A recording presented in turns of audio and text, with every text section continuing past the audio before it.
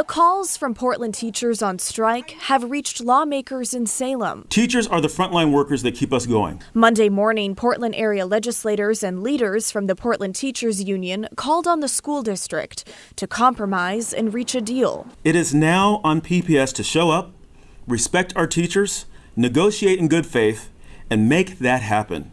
In recent weeks, Portland Public Schools officials called out state lawmakers, saying they didn't give them enough money during last year's legislative session.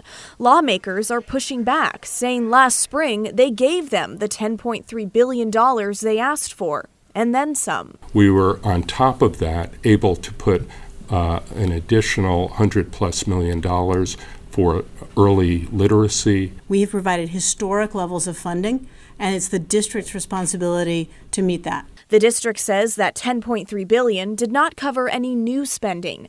They would need an additional $200 million to meet teachers' demands. So we asked state lawmakers if they could send more money their way. We cannot, never have, shouldn't, probably can't statutorily or constitutionally go in and give any one district extra funds. And that's all because of a state law dating back to the 1990s, ensuring all of Oregon's K-12 schools get an equal share. It is not one where we go in and we say Portland Public gets this much and Monmouth gets that much and Salem-Keizer gets this much.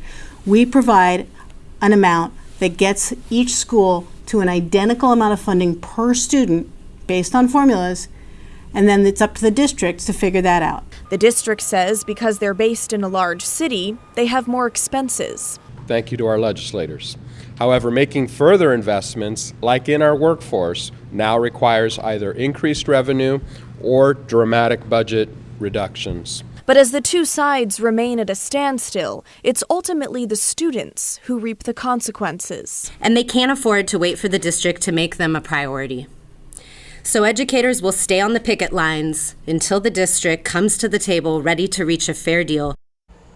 And lawmakers say when it comes to reaching that fair deal, there will have to be compromises on both sides, and they're hoping a deal can be met that leaves teachers feeling respected.